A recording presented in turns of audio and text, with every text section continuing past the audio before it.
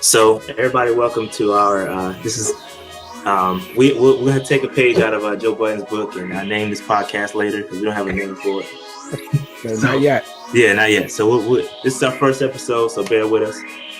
We're gonna discuss all things Carolina Panthers, and so we just want to take the first episode to kind of get ahead of the draft and take a look at the free agency moves that happen in free agency, and then kind of see how that set us up for the draft. So we're just gonna go through. So my name is Rashad, and my co-host is I'm David.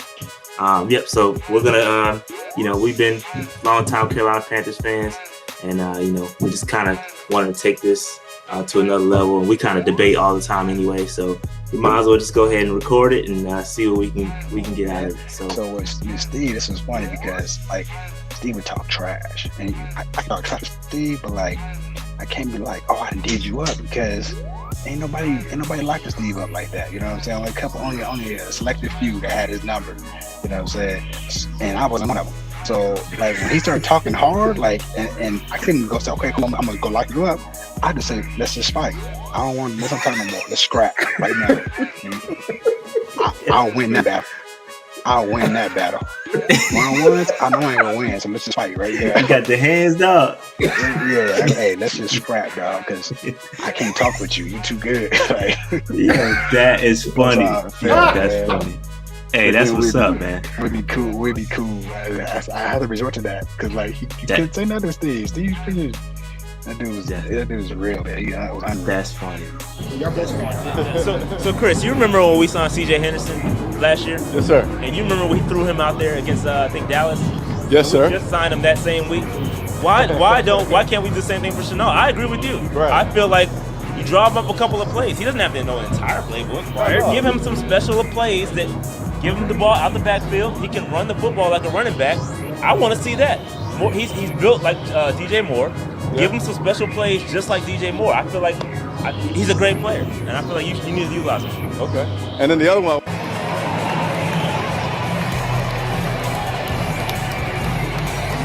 Finally.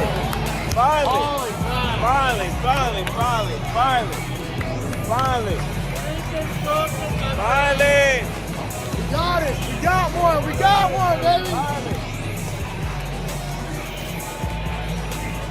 I just want to hear Sweet Carolina real quick.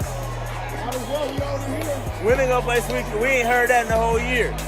It's been about a year. We ain't heard it in a year. It's been a year since we heard it. Let's go. We that.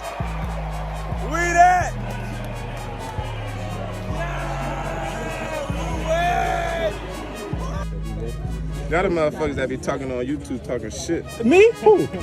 Not me. No, come on, bro. Hey, you my guy. Hey. We be hyping you up. One more, DJ? Yeah. Check out Don't worry about it. Sports here. Don't worry about what nobody say. We got Under you. the radar. Don't worry about We got it. you. We trying to get that press for you, man. They need to know what you about, man. We know you be chilling. That's all we doing the work for you. That is crazy, bro. Hey, DJ. I heard one more fantasy football without more money. You guys do a heck of a job. You guys, man, y'all the vinegar of the podcast, because the vinegar and water separates itself, bro. Right. And it is apparent that you guys have passion, but also want good Panther conversation and dialogue. And that's what the long haul is always. That's what makes you guys sustainable. Because you guys got substance. We appreciate that, Steve. That means that you have no idea how much that means. We appreciate But that. that also means you gotta bring your notes and P's and Q's that, hey, Facts. Dave, you can't be all up in your towel in the locker room jaw jacking around, playboy. You gotta come to work.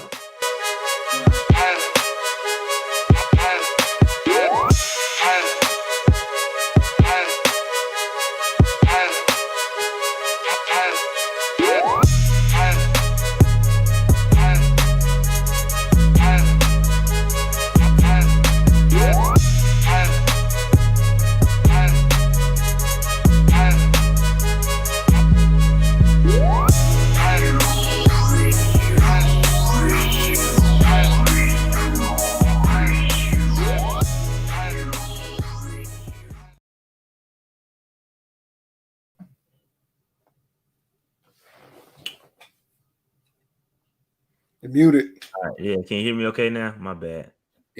We can, man. Yeah, all right. What's good, everybody? It's your boy Rashad. One half. Actually, we both here, Dave. My bad. Both of us is in the building, Rashad and Dave.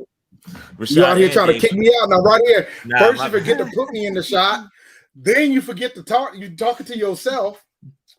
My Look, bad, man, out here Dave. doing Hey, these look. mock draft Mondays out here forgetting where I'm at, but it's okay, man. I It's know, okay. right? I get it. I know, right? Yeah, I definitely I got get the it. mock draft going. I see That's why where I thought I was stand. filming with a mock draft, man. I thought I was doing a mock draft. My bad, yo. My bad. We got both of us in the building. Dave, what's good with you, bro? How you feeling?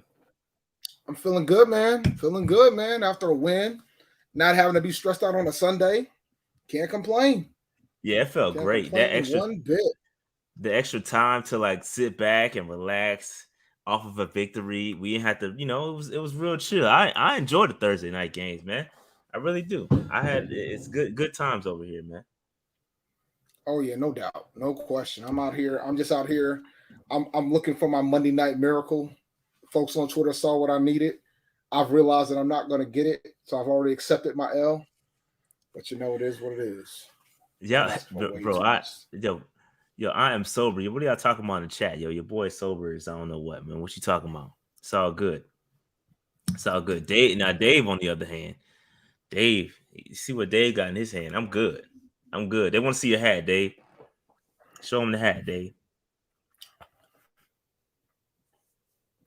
You got to keep pounding, man. Didn't you get that when you was down here? Yep.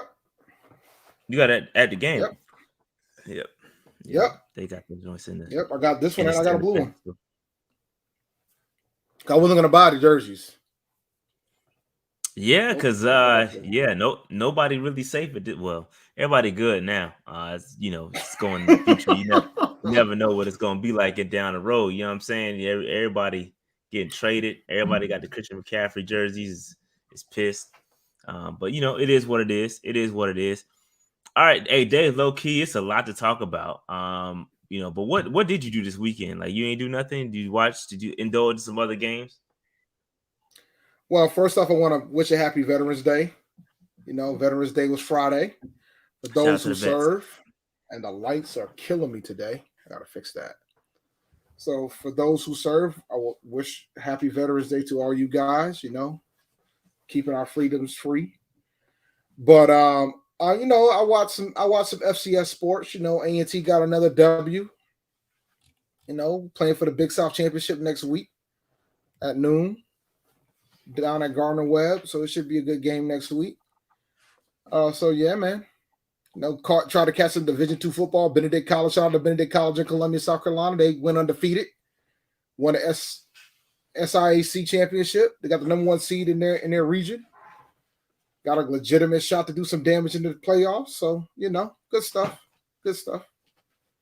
But no, it was a pretty chill weekend. I got parent-teacher conferences this week, so got to go talk to these teachers, see what's going on with these classes. Yeah, I was chilling, man. I definitely watched Black Panther for sure. Shout out to Black Panther. Shout out to Ryan Coogler. I did go see that on Friday. Fantastic. So should we spoil it for everybody? We'll give him a week. A week, bro. You got to move quicker than that. It's Black Panther, man. Come on, man. I give it a week. They have until Monday. Come next Monday, we're gonna talk about it. Hey, I'll spoil the whole. I mean, it's not really nothing to really, spoil. There's layers. There's layers. There is a couple of things. Yeah, there's layers. It all depends on how far you want to go. But I'll give them a week. Come Monday, y'all on your own. Come next Monday, y'all on your own. Maybe if we do a preview for show this week, we'll do the spoilers later this week. I'll give y'all a couple more days. But after that, y'all on your own. I ain't gonna spoil it, man. Y'all got to go watch the movie, bro. Y'all, I mean, come on, man. Y'all got to go watch that joint. It was good. It was good. It depends on the way you view it. It was a good movie. If you're looking for, never mind. It's a good movie. It's a good movie. I enjoyed myself. All I'm gonna say is this, and I'll leave it at this. If you guys were out here, if you walk into this movie talking about they should have recast Chadwick, then save your money, bro. Just save your money. Don't waste your time. Just don't waste your time. Yeah, because they're not going to do it. I think the move was really good. Well, everybody, I think everybody already knew that though. If you were into it, well, I think some folks walked into it. They were like, "Yeah, but they should have repassed them." And I'm like, "No, sometimes you don't." It's kind of like, you know what? Recasting certain characters kind of like when Vince McMahon was out here trying to recast Razor, Ramon, and Diesel. Like, there's some things you just don't do. Just because you own it don't mean you should recast everything. But nah, I thought the movie was excellent. I thought the movie was really good. It was well done. Considering the circumstances, it was well done. It was well done. All right. Let's move on. It's a lot. It's kind of a low key lot to talk about. So let's go ahead and get into this thing right here, real quick. We gotta talk about Dave. We gotta talk about the settlement that was reached. Oh, they reached a settlement on this? Yeah, from Raquel and between Raquel and David Tepper's company, we reached a settlement. And let me just read it because it's not really complicated, but basically the settlement it gives Raquel $20 million after they sell the property, right? So they have to sell the property first, then Raquel recoups $20 million after all the little expenses I guess are paid. They get $20 million, and so that's the settlement essentially that they reach. They both have to drop their lawsuits against each other, talking about David Tepper and Rock Hill, the city of Rock Hill. They got to drop all their lawsuits, and whenever the property sells, Rock Hill will get $20 million of the sale. That's pretty much what it boils down to. Rock Hill is banking on that property getting sold and getting that money back. So obviously they think it's a prime location. They think it's right off 77. They built all the infrastructure, the exits and all that stuff. So they feel like it's a good prime property for somebody to come take over. Dave, what you think? How much you think Tepper gonna get for that property, bro? Yeah, I don't know. Tepper still technically owns it, so it's still held by Tepper. If Tepper's willing to give $20 million to the city of Rock Hill, how much you think he's gonna get? Yeah, I think they, for the city of Rock Hill to agree to that number, they have to at least think it's going to sell for at least $20 million, right? Way more than that. You think it's going to sell for. You think Tepper's out here walking out to try to lose money? Yeah, it's going to sell for more than $20 million, but I think it was cool. It probably sell for double that. Yeah, well, it probably will. But I thought it was something to talk about. It did hit the news. Right now, it is definitely abandoned right now. There's no activity going on. Contractors and stuff got to get paid. So once all those folks get paid, Rock Hill gets their $20 million, and then Tep walks away with the rest of it. So, Tep, it is what it is. That's businessman stuff that I don't know the agreement, the structure of the deal. So I ain't gonna dive into it, but it is what it is. This whole situation has been fascinating because it's like considering the type of politics that goes on down in South Carolina and how and the type of person that Tepper is from the fact of how rich he is. I think it's just a lesson learned, man, about how this all works and who's who in the zoo and who really runs it. So we'll see what it unfolds, but I'm glad they settled it. So at least something will probably come here that actually help the community of Rock Hill, the city of Rock Hill. So we'll see. It's a large facility, man. I'm not. What do you think what type of, I can't imagine what would take that over. Like Rock Hill, what's coming to Rock Hill that's going to take that large of a facility over? Anything, dude. Like if a business walks in knowing that they already don't have to worry about paying for the exits, they just got to take care of the plumbing. Like a corporation will walk in there and take care of that in a jiffy.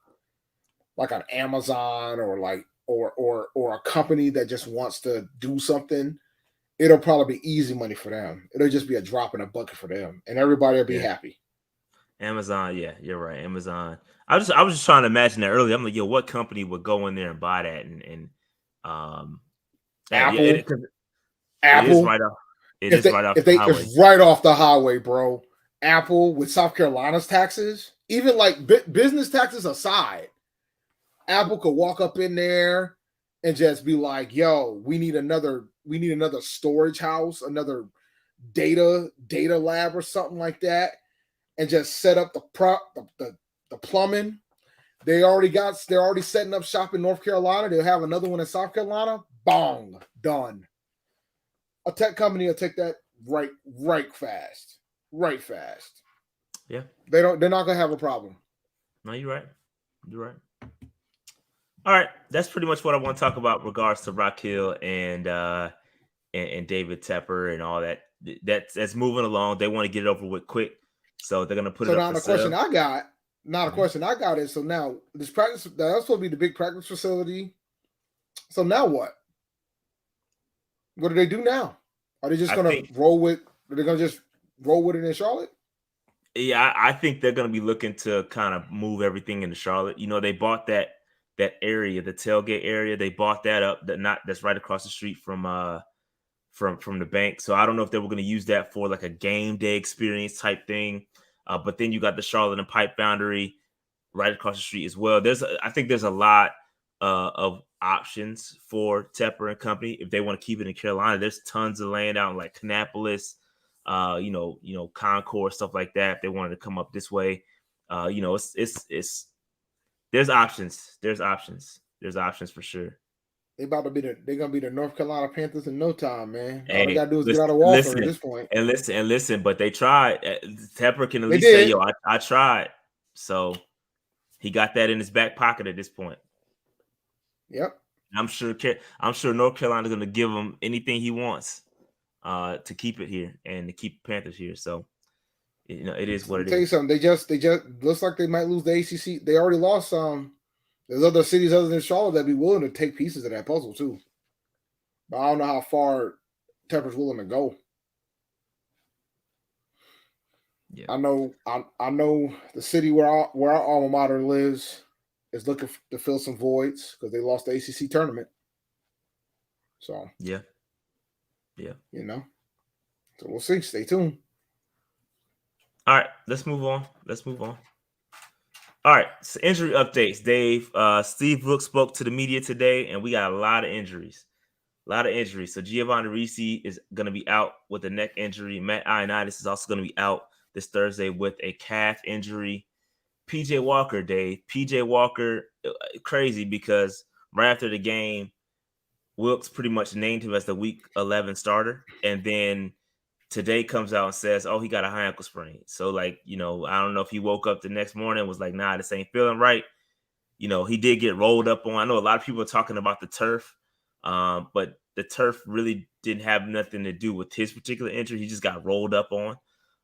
So I know, not to say that the turf isn't an issue, but in this particular issue with PJ and his injury, the turf did not cause his injury. All right, so let's just pump the brakes on that. Dante Jackson, and obviously he tore his or ruptured or something happened to his Achilles, and he is going to be on season-ending IR. I think that's a big loss. You saw what happened in the Bengals game with Dante Jackson not playing, especially when it comes to run support. I think that's a big loss. People sleeping on Dante Jackson run support. He does a good job there. But Dave, what's your thoughts on these injuries? I understand that the turf might not have been the prime reason why, because his ankle got rolled up. But at the same time, you can't let that linger away from the fact that we've had 3 quarterbacks to get hurt on that field, bro. All our top 3 quarterbacks got hurt on that field. Yeah, I have. I mean, we could talk about the field, and I got a slide for it. But this particular issue, he got rolled up on, dog. Ain't nothing you can do. Ain't nothing you can do about that. I know that sounds nice with the three quarterbacks got injured to high ankle sprains, but you gotta look deeper into it. And only, I think, maybe 2 of them committed. Did Corral get hurt in Charlotte too? Corral got hurt. No, Corral got hurt in training camp, I thought. No. I thought it was during the game. It was during No, the we game. got hurt You're during the right. game, but it doesn't matter which game he got hurt in. It was during the game. You're right. Let me check. I just couldn't remember which game it was. This is in the back of the end zone, I think. Liz Frank. I think his was at the bank. So all 4 quarterbacks got hurt at that stadium. No, Buffalo. It's saying New England Buffalo? Patriots. So it was New England. New England and Buffalo. Okay. Which one was it? Let me see. Well, it wasn't in Charlotte. That was the point. I was just checking. Oh, he got hurt in New England. Right. Okay. Yeah, I couldn't remember where he got hurt. But either way, I just, that would have been kind of wild if all 4 of our quarterbacks got hurt all in Charlotte. That would have been crazy. Yeah. Bro. Yeah, that would have been crazy. But yeah, no, the turf though. I agree with you, Dave. We could talk about the turf, but I don't think it's in this particular issue. Turf had nothing to do with it. What about Dante Jackson? Tough loss, man. That's a big tough loss. That's a tough loss. And I think we give him a lot of grief. We always talk about how he doesn't finish games, but fam, Well, he that's doesn't. a tough one. I mean, it's just. But that's still tough, bro. That's tough. That's still tough, bro. It's one thing if he plays for the bulk of the game, but then he just gets dinged up a bit. There's another thing if you have an Achilles injury that takes you out for the season. That's rough. So let's quickly talk about like the replacements because right now Dante Jackson goes down. Keith Taylor's going to be asked to step up. Tay Hayes is going to be asked to step up. And we like Tay Hayes. Tay Hayes is a guy that had a great preseason. He looked good. We want to see him during the regular season, during the real games. Keith Taylor does fine. He looks good. Looks good as well. I'm excited to see both of those guys step up. Only problem is, you got Dante Jackson, who is, just got paid. He's got an Achilles injury. He relies on his speed. The question is he ever going to be the same? History pretty much tells us that, guys ain't really the same after they tear that Achilles, bro. So, and we sunk in with the money. So I'm hoping that our cornerbacks can step up and, take over and keep that role moving forward. But I don't know. We'll see what happens. And then Ioannidis. Go ahead, Dave. Do you think cornerback is now a need? I think so. I think so. I wouldn't say it's like a pressing need, but I think you need to add to that room, especially when you look at CJ Henderson, ain't quite who we thought he was going to be. So I'm looking for a guy that's going to start opposite of JC Horn.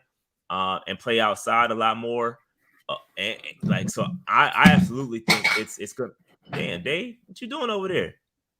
I dropped my coaster. We can hear all that every time you move the cup. We hear all of that. That's hilarious. Everything. Yeah, all right. So I'll move the cup somewhere. I'll move the cup in a different direction. Give me a second. Let me get it further away. I didn't want the cup to be in the way of the. I didn't want the cup to be in the camera like this. That was the problem. See, because then you'll hear everything and you see the cup. Right. But all right.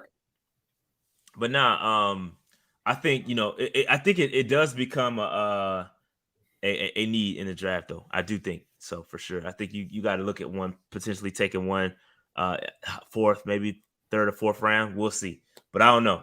I definitely would look to take one. But as far as Ioannidis goes down. I don't know if his is going to be a long-term injury. I just know he's out for week 11.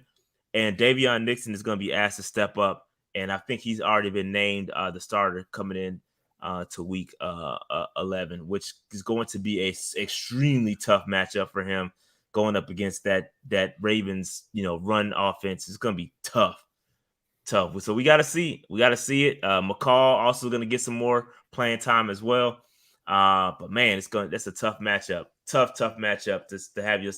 I don't know if it's his first start, but he doesn't have a ton of starting experience. So we'll see. What's your thoughts on those replacements, Dave? It's a tough week. It's a tough week, bro. Like the only benefit, with regards to who's going to be playing where, is the fact that Baker Mayfield should have some experience against the Ravens because of the division he came from. But other than that, it's gonna be tough sledding across the board from that standpoint. We need everybody healthy. It is. So Dave, we talked about the turf a little bit earlier. And obviously Joe Person tweets the same thing you just said about, the 3 quarterbacks getting hurt with high ankle sprains. And all of them were sustained on artificial turf, blah, blah, blah, blah, blah, even though PJ, he was rolled up on. That's where his issue came from. And then he asked him about, whether is the turf a problem, and Steve Wilks declined to answer that. But we have heard multiple players talk about the want and desire for grass to be back at Bank of America Stadium.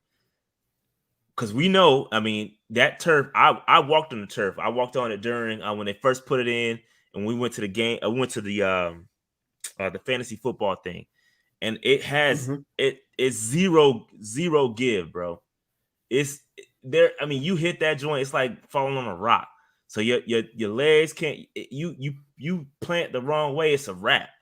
And so we know that why David Tepper put the turf field in to save some money, because he don't. Go ahead. Soccer. Yeah. So they don't have to worry about one field. Soccer.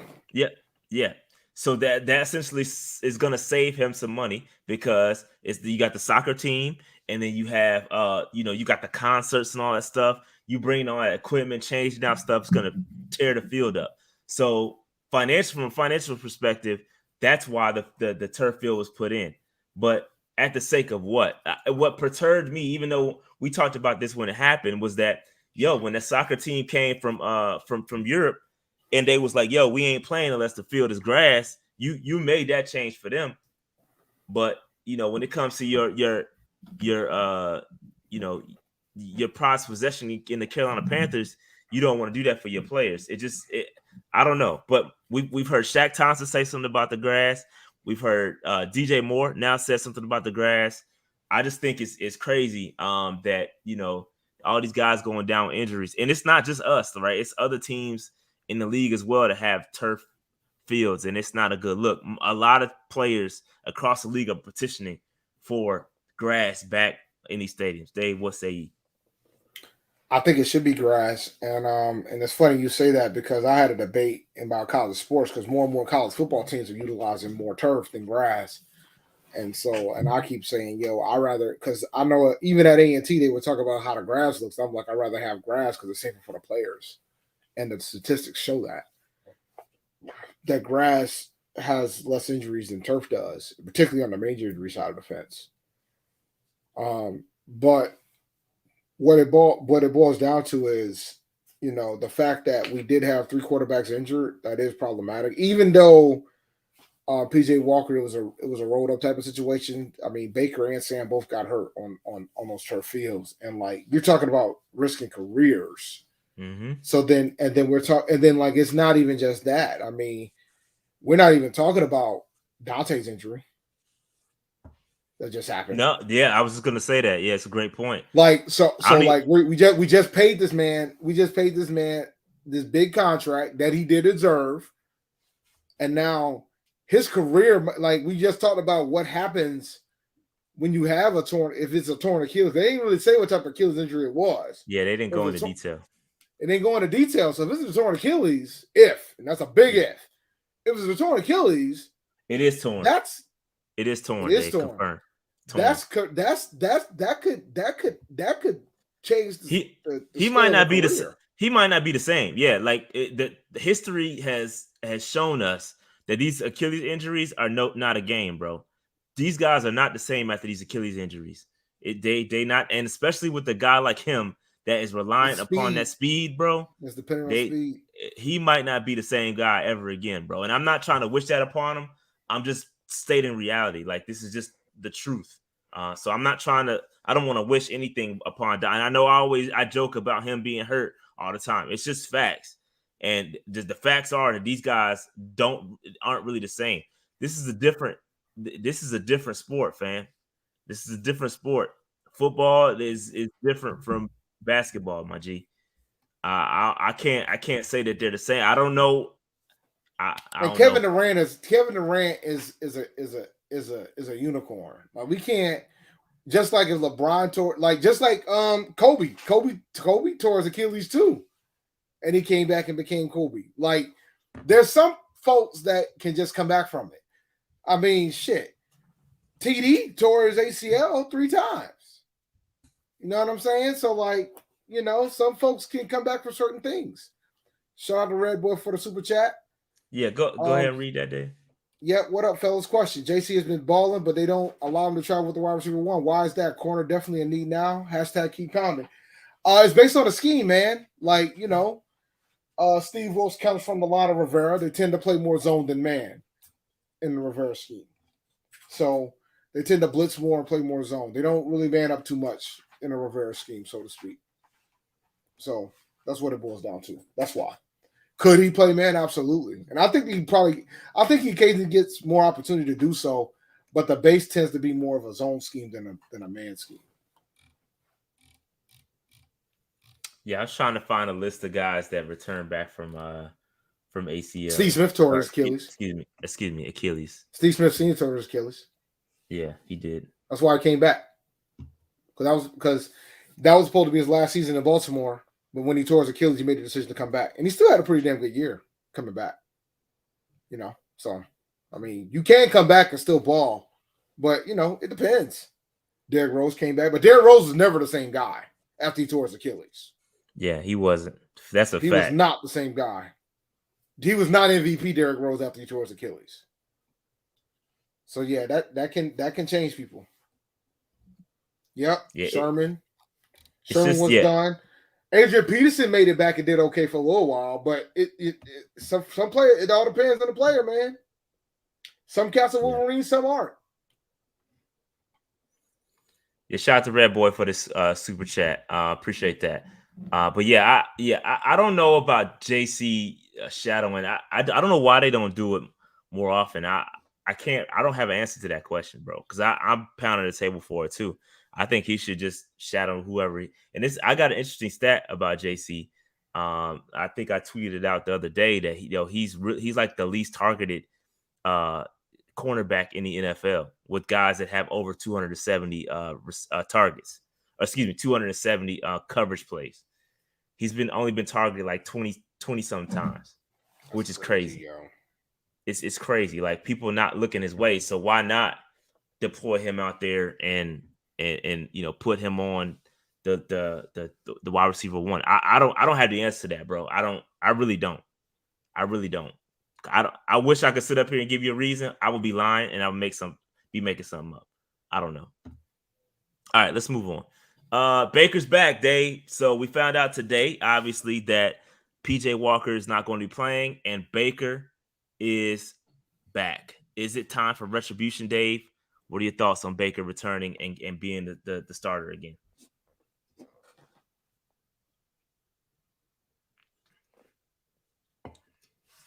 Yeah, even more than that. Pause. The Tankers should be happy. I don't think he's gonna. I want to be wrong, but I don't think he's gonna. I've seen enough, bro. Baker wouldn't be playing if PJ wasn't hurt. Simple as that. I know some folks are saying that PJ's not hurt. I ain't buying it. He's hurt. Yeah, so this is my biggest concern right here, and White Chocolate Espresso hit the nail right on the head for me. Like, you cannot change the game plan, bro. Run, and we're gonna talk about the numbers and what our offense looks like a little bit later. But you have to run the football, man. If you was with me, shout out to Jay Hudge, he came to the game with me. I was screaming, run the football every down on Thursday night. They could not stop the run. Now, we're gonna have a whole different set of challenges going up against the Ravens, because they're like number 3 against the run. So you're gonna have to nut up. Like, you're gonna have to man up, okay, going up against the Ravens. It's not gonna be fun, but you can't abandon the run. You have to be able to run the football and establish a run, and don't put the football in Baker's hands and make him throw it 30 times a game. That's not how we're gonna win football. That's not how we've been winning. You know what I'm saying? So I really feel like you cannot change the game plan. You have to keep the game plan as it is and let let the run game dictate how it goes. I mean, if you got to put it in Baker's hands, sure, but I just keep it simple, man. That's all I hope they do is keep it simple, man. I don't know. Shout out to Austin. He says, I feel bad for Corral. We may draft the QB. I think so. I think that's going to happen. I don't disagree with that at all. But yeah, so Baker is 3-5 against the Ravens. He's had some success. That's, but at the end of the day, they got his number. They know what Baker wants to do. They know his tendencies. They've gone up against him a lot. So that makes it tough. For us to kind of scheme around that. Baker's about himself, the game plan or not, Baker's going to change it. Our run game isn't going to be the same. I certainly hope not, man. I hope not. Shout out to Fade. I can't. Is it Fade? Fade to X. Fade to X. Shout out to Fade to X for the super chat, man. Appreciate you. Y'all need these cryptic names, man. Why you just can't be Fade? Oh, man, just put a Y in the middle of it, man. It's all right. I'm joking, man. I'm joking. Shout out to Fade, man. But yeah, man. I feel like, man. I just hope that's my biggest thing. I'm gonna be mad if they start going rogue and we end up throwing the ball 30 times, and then you know what happens when we put the football in Baker's hands. Picks are gonna be thrown, and to me, it's comparable, right? PJ almost threw the game away on Thursday, but that's PJ Walker. This is the number one. What? This is the guy, Dave. This is the man. This is the number one overall pick. This is the man. The irony of you guys want to see the number one overall pick play so you guys can get the number one overall pick. It's the irony of it all for me. You want the former number one overall pick to play so you guys can get the number one overall pick. That's the irony of it all for me. So, I'm just sitting here and watching. Yeah. I am annoyed that it is going to change the game plan a bit. There's a lot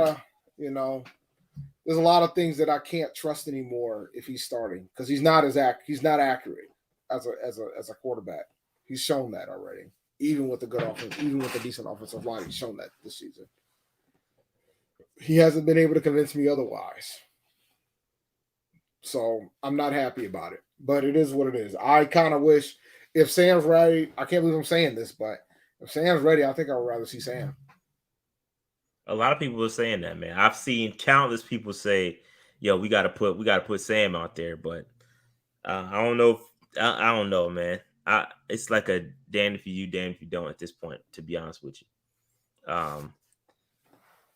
DJ back to the bench. Yeah, shout out to Red Boy for the super chat. Yeah, I think you'll see DJ's numbers kind of drop, but it all depends on what. And that wasn't that good last week either. Like Terrace Marshall had a better day. That's because we ran the football, man. We ran the football 40 sometimes, bro. So that's gonna do it. But we got to continue to run the football. But we can't listen. There's been successful wide receivers in run first offense. Let's be clear on that. Steve Smith being one of them, right? So DJ can still get his, being that we're gonna run the football a lot, But yeah, man. So it's going against the Ravens is going to be a tough matchup. It's like strength versus strength. Who's going to win? Their run defense is stout, bro, and our run offense has been way better. When we started running the football and after Matt Rule got out of here, so it's going to be a tough matchup. This is a good question. Is there a chance he looks different on the books? Great question. I don't know, man. It'd be nice, but I don't have my hopes up here. And listen, we can't. Oh, my fault. Go ahead, Dave. I think my biggest concern right now from this standpoint is I want to see Wilkes game plan better against a non-NFC South opponent, and it would be nice to keep this a consistent barometer with regards to everybody being there. But I know we're not going to get that this week if Baker's starting, so it's going to be hard to judge. And that's the annoying thing. But we get Denver the week after, right? If I remember correctly. Yes. I think Denver's a week after. So, between the next couple of weeks, we'll have an idea. But yeah, this is tough.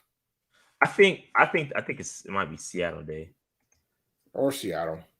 Somebody outside of the NFC South is my point. Like I want. No, I you're want right. to It's see. Denver. It's Denver. It is Denver. Okay. Yeah. But I just think that we have to. I think Dave, you hit it right on the head. I think we have to see what Wilson is going to do outside of NFC South. We have not played well. You see what Cincinnati did to us. And see what the Rams did to us. We don't play well outside of the division, and I think it's because we're not familiar with them, so we don't really know what the hell they outplay us. So when our initial game plan doesn't work, we don't know how to again adjust. So we'll see what happens. But it's going to be a very, very tough matchup because again they're very good against the run and they run the football very well. And y'all just saw what the Bengals did to us. We slowed down the Falcons, but this is a whole nother monster. Shout out to Landon. Landon says this is the most interesting 3-7 team I've seen. Something always going on every week. Yes, it's facts. This is facts. But we'll see. And I feel like yes, the secondary for the Ravens is weak, but that to me that doesn't mean you go out there and you just start throwing the football every down. Like that's not how it works. I really still want to see the run set up the pass, but we'll see what happens. All right. Let's see. Oh, we signed De'Aaron King to the practice squad. De'Aaron King, he used to play for Miami. I think he's gonna play in the XFL once it reboots. I think De'Aaron King was signed to be a scout guy. We got Lamar, and then we got Russ after that. So I think they want him to come out there and be that quarterback that's going to run around the field. Especially since PJ is not playing or is not going to be that guy. I really think they want to use De'Aaron King's legs to kind of simulate what we're going to go against the Ravens and the Broncos. So any thoughts on the signing of De'Aaron King? He won't be there too long, especially if once PJ comes back, he'll be back. Oh, he's on the squad though, right? He's not on the roster. Yeah, practice squad. Okay. No, I mean, yeah, he's just a scout guy for now. B-Boat says, if I didn't already pay for these tickets, I would not be driving 6 hours to see Baked. Yeah, Baker. I went to go see it. Maybe he might have accidentally made a typo. So I was like, nah, DR ain't typically the type of typo that you make. He literally did call him Baked. And that's fine. Nah, I think Eason got released, if I'm not mistaken. He got released. He doesn't play for us anymore. Yeah, I think he got released. Yep, he got cut. Yeah, 49ers are working him out. So he's no longer with us. He also worked out for the Cowboys. So yeah, Eason is out of here. But yeah, man. But shout out to De'Aaron King. I remember when he was with Miami, he was trash. But he got some legs to him. And he could run. It's just true. Sorry. My God, yeah. Sorry. That was unnecessary. It was. All right, my bad. I take it back. That was unnecessary. That was so unnecessary, man. I shouldn't have said that. So Florida State, Miami, you get it. But anyway. Look, I know. We know why you did it. You still got a little bit of Florida State blood in you. Look, just a little. It's a little bit of Florida State. A little bit of Florida State blood in me. But yeah, man, my bad, Derek. I ain't mean that. But anyway, move on. Let's move on. All right. So I really did want to talk about this, even though we didn't land Jerry Tillery. Listen, we put in a claim for him with about 7 other folks, but the Raiders ended up landing him. So it was between us, Detroit, the Raiders, Indianapolis, San Francisco, the Jets, the Giants, and Kansas City. We all put in a waiver claim for Tillery. Now, I find it's not interesting, but obviously with Ioannidis going down, there definitely was a need for another interior guy, and it would have been great to land a Tillery. The interesting too thing is he's on his the last year his rookie deal. So we would have to come up with some sort of extension if we wanted to at the end of the season. But it would have been a good look to try and get him. I do appreciate the effort for them trying to go out there and continue to compete. But I just thought it was interesting. Dave, any thoughts on that? He did, because he got released by the Charger, by the way. I think it's hilarious that the Raiders are so desperate losing to Jeff Saturday that they put a waiver claim on this man. That's what I thought was interesting. They're just going after everybody. But I'm glad that Carolina did go for him. But yeah, and because they realize the need, and especially with Ioannidis' injury, they realize they have a need. And it's not a bad flyer to go after him, especially since I guess he didn't get the 5th-year option. Yeah, and basically the reason why he got cut from the Chargers is because he's having quote unquote philosophical differences regarding his play time, that his playing time, which became a bigger issue along the way of the season. So they decided to go ahead and let him go. Apparently there was friction between other players. Not necessarily a good look, but obviously it wasn't bad enough to win because 8 teams wanted him. So fam, defensive linemen are hard to find, bro. Good ones. If you're a first round pick, at a minimum, you can just wait and see if he might pan out if he has the talent.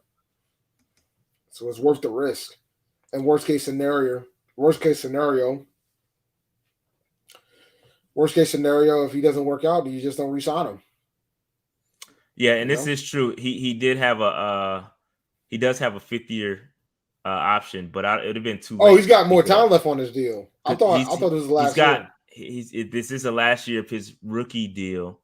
So he can't pick up the 5th year at this point. You can't do it unless they already did it and we claimed, because if you put the waiver claim, you assume the contract. Yes. So unless they already did it, and I don't know what they did, but unless they already did it, then it would have been too late for him to pick it up. Yes. All right, I can look it up real quick.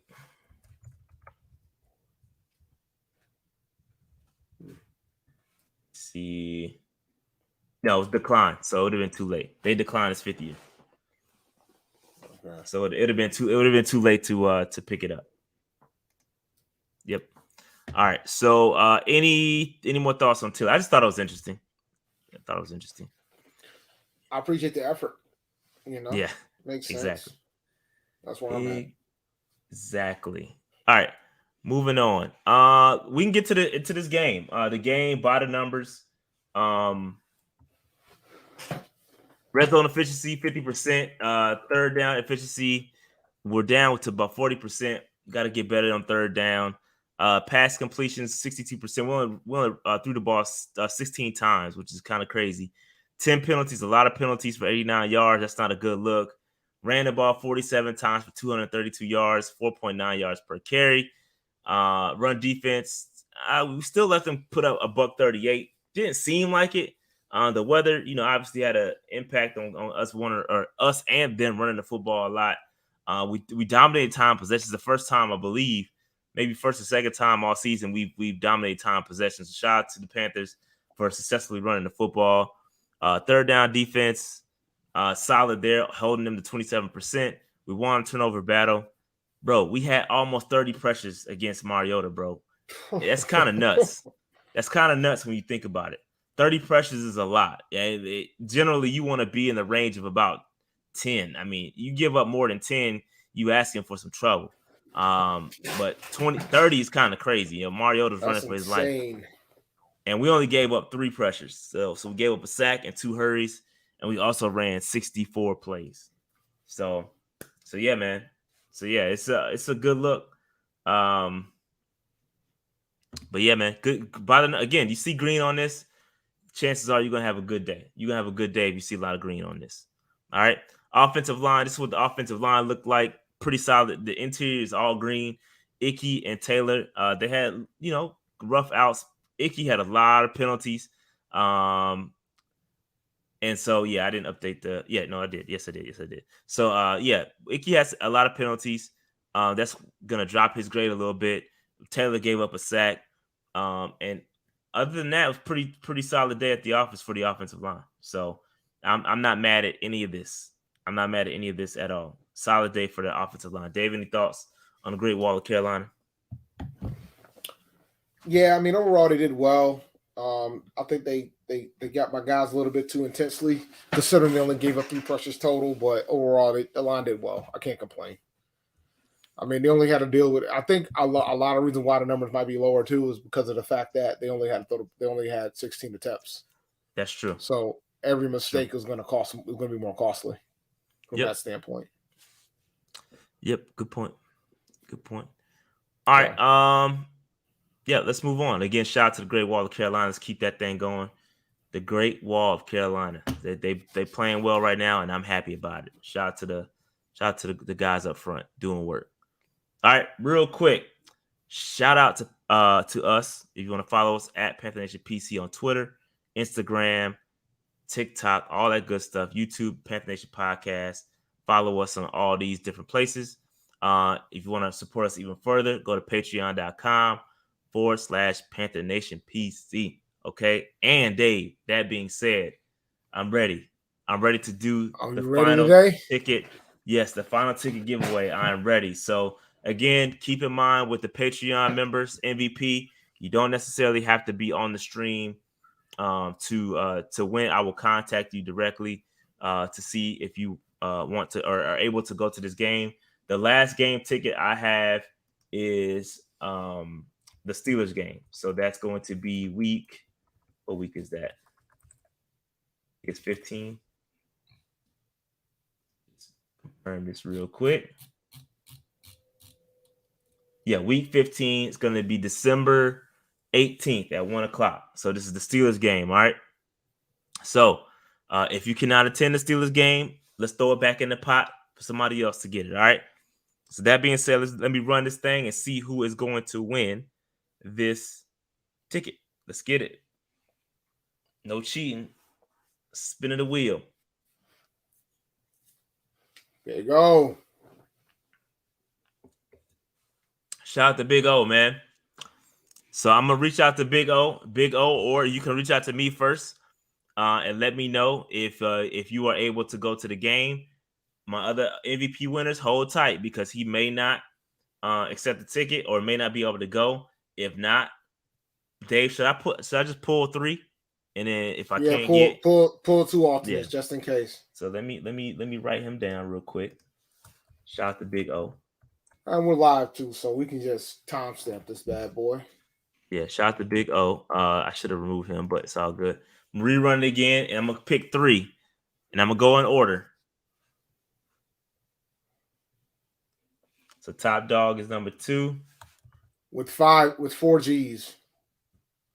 Can't forget it was 4 G's. With 4 G's because he's 4 G's. super top dog. And then the last one, more G's than Snoop Dogg. Last one, I'm gonna roll with. Shout out to Matt.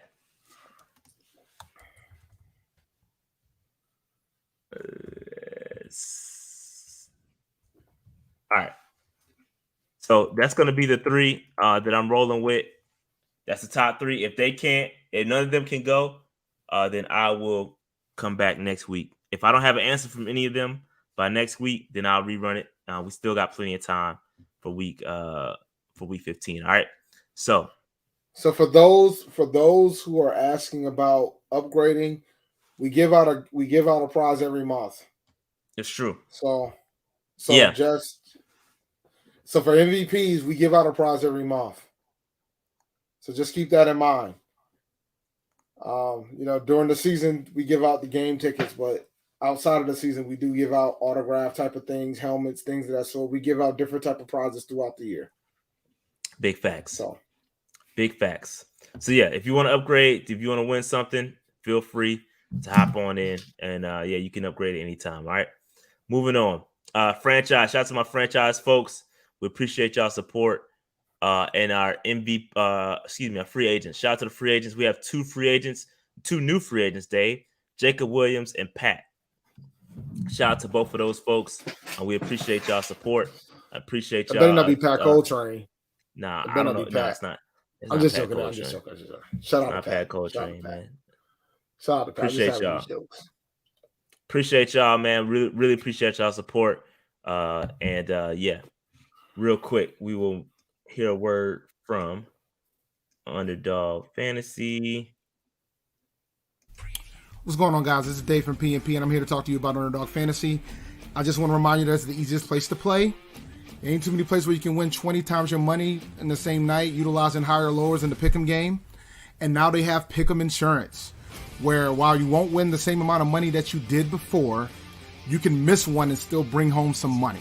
So if you do it 3 times, you could potentially still get your money back if you end up missing one. Go to UnderdogFantasy.com and sign up today and use the code PNP when you do. And the $100 deposit match still stands. Underdog Fantasy.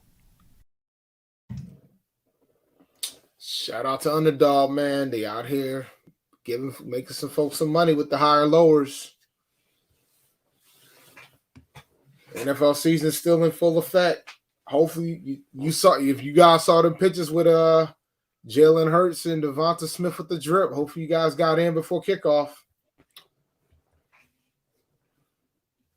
I think Underdog does do NASCAR, actually.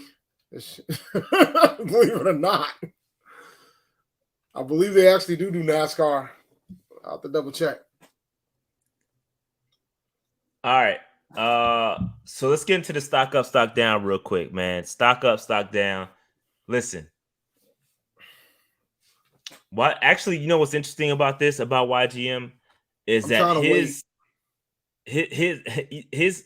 his snap count actually went down, right? And when I watched the game, I really didn't see where it was until I got to the end of the game. When it was time to put on a pass rush and the Falcons were in obvious passing situations, that's when you saw Marquise Haynes come in.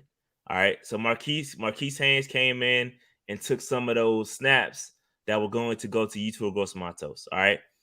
So his snap count starting to drop. When I watch his tape, bro, it's nothing really exciting me, man. Like I want him to work out, bro. I want him to work out so bad, but I just don't see it, y'all. I'm not seeing it. And for me, this is why I put a high priority on edge rusher in this year's draft, bro. We have got to find another guy opposite of Brian Burns. He can't do it by himself, bro. Brian Burns still balling. But to me, YGM is a solid rotational defensive end. I just don't see him as a every down guy like we're playing him right now. That's just me, man.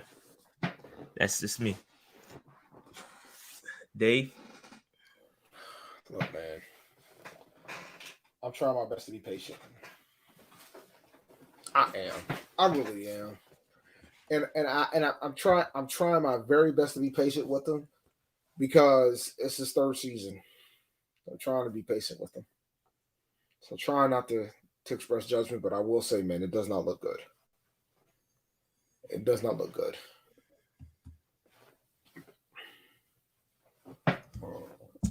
I'm asking what the pass rush is for him. I gotta step off for a second. I'll be right back. Yeah. A-Cash says stock up for the D-line as a whole. We didn't need to ask where the pass rush. Yeah, Yetur did have, I think he had 5 pressures. But the frustrating part is that he was always like he would be so obnoxiously close. Like if you just wrap up, bro, like he would have more sacks.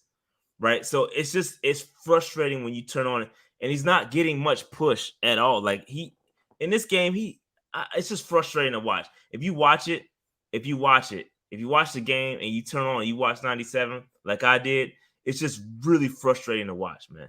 It's really frustrating. And I feel like he should have a lot more sacks than he does. But I don't know. I just the bulb hadn't went off yet. And I don't know if it ever is. Because it's like Dave said, it's year 3. It's year 3, and that's typically when guys kind of come into their own. And I have not seen it from Yetur, and it sucks because I think he's got a lot of potential. So the potential is there. I just haven't seen it. I just haven't seen it, man. Yeah, right. I think this is it. If you watch it, it's frustrating, yo. He was all over the place, man. He was all over the place. But shout out to YGM, man. Hopefully he can get it together. But right now, I need another edge rusher across from Brian Burns and Yetur. I thought this was going to be the year he broke out because we talked about opportunity and the snaps. You can't really say that's the problem because he's getting all of those. He's getting all of those, and so yeah, give me another edge rusher ASAP. He'll probably ball next year though. Yeah, I mean contract year. But the question is, will he have the opportunity to? Because if we draft another guy, bro, his snap share is gonna fall tremendously. So I agree. Yeah, man. But anyway, that's Yetur. All right, stock up goes to Deonta Foreman, excuse me. Balling. Man, he's balling, bro. And here we go. Here we go, Dave. I think it's time to have a discussion. I said, I was looking into the numbers and pre or with CMC and post CMC. And like the numbers and the offense, it's a complete 180, and you could call it what you want to call it. The offensive coordinator is the same. The only thing that's different is the head coach. Now, is the head coach saying, is Steve Wilkes going to McAdoo saying, hey, you better do X, Y, and Z? That could be the case. And listen, this is not a CMC slander session. That's not what this is about. Before I get to the numbers, because I need to preface that because y'all get y'all get y'all panties in a wad anytime I bring up numbers about CMC. This ain't got nothing to do with. We know CMC is a great talent. This ain't got nothing to do with CMC. It's more so how he was used, and it's not just with Matt Rule. This goes prior to Matt Rule because he played under two coaches, right? So this is not just this. And shout out to the 49ers. They got it figured out right. They know how to use him. He had less carries than Homie yesterday. Who was the other guy they got? Was it Mitchell? Elijah Mitchell. Yeah, Mitchell. Mitchell had more carries than Christian McCaffrey yesterday. That's how that's all I asked for the whole time Christian McCaffrey was here was split it up. Split it up. That's all I asked. All right. So now before I get into these numbers, I just want to preface that McCaffrey's a great player, bro. It ain't got nothing to do with, I'm not slandering him. I'm just pointing out the numbers, okay? So everybody relax, okay, before I get into this, okay? So here we go. So with CMC, right? With CMC, we had 21 and a half rushing attempts. After CMC, running the ball more, 32 times per game. These are averages per game. 32 rushing attempts per game. Team rushes yards. So but with CMC, we were averaging 96.2 yards per game. Now, Dave, we're averaging 156 yards on the ground, bro. 156 yards on the ground, B. That's what we're averaging without CMC versus 96 with him. Pass attempts, Dave. 29.5 pass attempts, and we're passing it now with 26 pass attempts per game. I actually think that was reversed. I have to double check that. But passing yards per game, no, that's right. We're passing it less, but averaging more yards. We're averaging more yards now because guess what? We're getting our playmakers the football, right? So when you got guys like Chenault that can break off long runs, you get it to guys like DJ Moore that can break off long runs after the catch. So we're throwing it less, but averaging more yards. Okay, crazy. All right. So then rushing TDs, we're averaging almost 2 rushing TDs per game versus with CMC, we're averaging a half a TD per game. All right. Number of plays per. This is the stat that blew my mind. Right. This is the stat that blew my mind. Hold on, Dave. Take that down. Take that down real quick. This is the stat. This is the stat that blew my mind right here. 53 and a half plays per game, right? Versus now 58.75 plays per game. We're averaging almost a whole nother drive without Christian McCaffrey, bro. The offense is moving the ball. And then look at the total yards. 262 yards per game versus 338 yards per game without Christian McCaffrey. It's crazy. It's crazy. And then you look at the W's. 2 additional wins without him in 4 games. And mind you, again, without CMC, we've only played 4 games. With CMC, 6 games. So we're a 500 team without CMC, is what I'm hearing.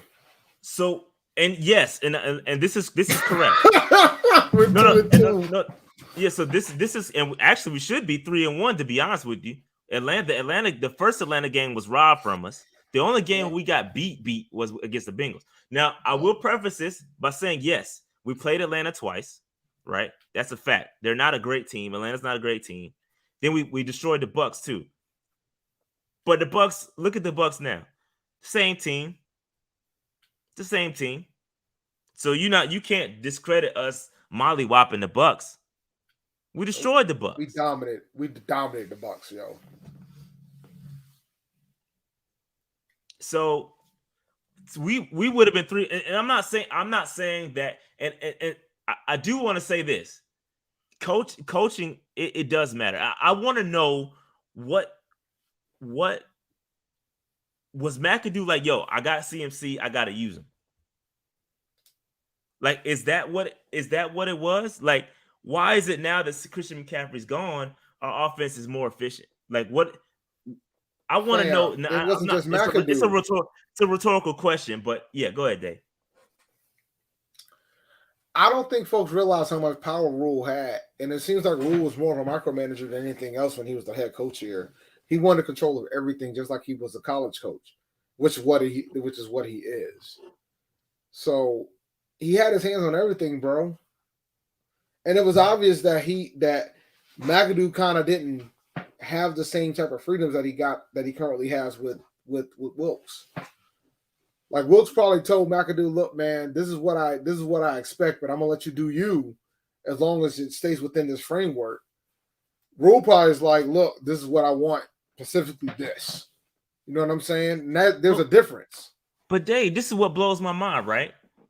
And so Matt Rule got up on the mic one day, paused, and was like, yo, I wanna run the ball 30 times a game.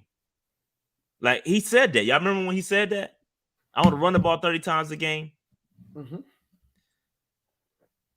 Bro, like, and I laughed him out the building when he said it too. Why is it now that we're only now running the ball 32 times a game or 30 times a game? Because we're definitely doing it now.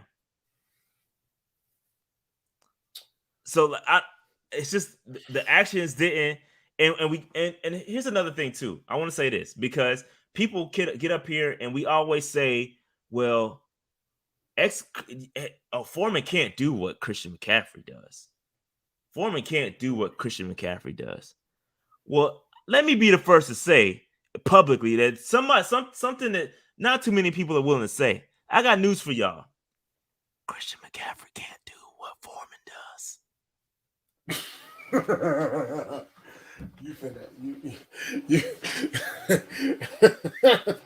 Bro, Foreman is falling forward for 4 yards, B.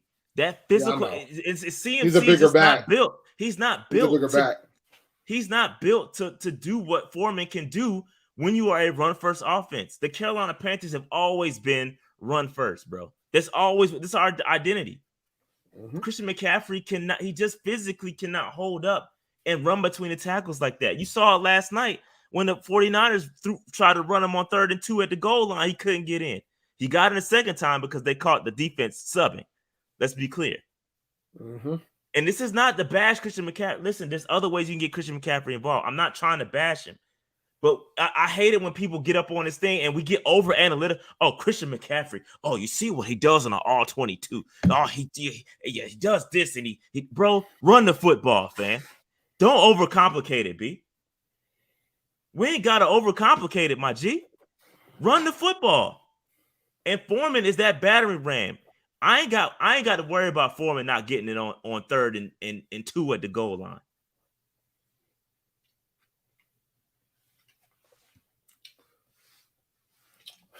Am I right or am I tripping? No, you're not. You're not. I'm watching this Monday night game, and I'm watching Ron Rivera take the lead over an undefeated Eagles team in Philadelphia.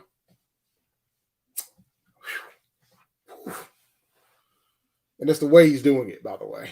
That's making it more impressive. Boy, my man can coach. They don't want me to pod, B. They don't want me to pod. I'm about to chill. I'm staying on topic, damn it. Monday Night Football's on, Miss Rand. And this is true. This is true. Shout out to Slim. He's the one that put me on because I was definitely not saying this. When we first got Christian. We were all delusional when it came to CMC. I was delusional, but I caught on real fast. Okay, I caught on, but this was before. I want to say before he got the contract. I didn't want to give him the. That's when I came to my reality, B. But I do want to say, I do want to give Slim his props because Slim was saying this day one. I know a lot of y'all don't be rocking with what Slim be saying, but in this particular issue, he was early. He was there early. For sure. He said all he was a joker back all this time. And that's what he ended up being. But just to take it a step further, since we're comparing the two backs, I looked at some stats, same thing, right? So rushing attempts, and this is another thing that made me do this, right? And shout out to, because I read all the comments. Anytime we do a video, I read all the comments. And one of the comments was saying that, oh, well, how are you okay with? Is this a valid question? This is a very valid question. He said, and this is for lack of a better term. How can you be happy with Foreman touching the football 31 times and you complained about Christian McCaffrey getting the ball 30 sometimes? Well, let's just dive into some of these numbers real quick because I'm gonna talk about that. So 14.5 rushing attempts for Christian McCaffrey per game in 6 games, 19 to Deonta Foreman. All right, rushing yards 67 for Christian, 97 for Deonta Foreman. Rushing TDs, that's what's his total rushing TDs versus Foreman's 4 total rushing TDs. All right, receptions 4.75 per game, and I think Foreman's averaging 1 catch per game. And Christian McCaffrey was averaging 34 receiving yards per game, and Deonta Foreman is averaging 6.5 or 6.25 receiving yards per game. McCaffrey had a 1 receiving touchdown, and this is where it gets real interesting. Okay, this is where it gets really interesting. Total touches, Christian McCaffrey is averaging 19.25 touches per game. Deonta Foreman averaging 20.75 per game. So, Shad, this goes against everything you were saying, right? Nah, I like it this way. Because look at this all purpose. Y'all told me Christian McCaffrey production couldn't be replaced, right? His production wasn't replaceable. Well, I'll be 102 yards per game versus Deonta Foreman 103.5 yards per game. Okay, and this is why I'm okay with Deonta Foreman touching the football 30 whatever times per game, because we're sustaining drives. We're getting those 3rd and 2s, those 3rd and shorts, the 4th and shorts with Deonta Foreman. Those are the touches those are the drive killers that when we would give it to Christian McCaffrey on 3rd and 2, we just couldn't get. And whether it be offensive line or whatever it was, we couldn't get it, right? So the offense right now, going through Foreman, he can pick up 5 yards on a first down. He can pick up 6-7 yards. He is a good physical running back. And I will say this, I do think we should split the carries a little bit more, right? I do think that Chuba should get carries. I do think Blackshear got some carries last week, but I feel like Hubbard and I believe the Tampa game is where Hubbard was doing well and then he got injured. So I do think that plays a part into them really handing it over to Foreman. So I think that's part of it. I think you'll see as the season goes on, they will split it up a little bit more. But I really like what I'm seeing out of Foreman. And listen, I'm hopeful that he comes back. I'm hoping that he comes back. Dave, any thoughts on this stuff, on these numbers? I think it's interesting that Donta's averages more yards than Christian is, and he has more carries. But I think Deontay Foreman is a bigger running back too. So of course he could probably take a bigger load. Obviously, we'll have an idea long term and see if he can hold the fort when it comes to getting 30 carries. And I don't know if that's Steve Wilks' intention to have him be a 30 carry a game type of guy either. I think it was just more of just the flow of the game at the time for the two wins that we got. Considered that Chuba got hurt in one of the games and Foreman was just on it the other one. So now it's just interesting to see. And I'm curious to see how this is going to continue. The fact that they split the carries the way they did in San Francisco last night in the Sunday night game. So we'll see. We'll see. Yeah, and I do shout out to White Chocolate Espresso. Yeah. I do think Bozeman does have an impact, right? Because and this is another thing, right? This is another thing that I want to bring up is that it's asinine to me that you bring in a guy like Ikem Ekwonu, right? You look at his tape; he is a run blocking tackle, bro. You look at the Brett Bozeman came from the Ravens, run first. Our offensive line is built to run the football. Mm-hmm. That's what you built.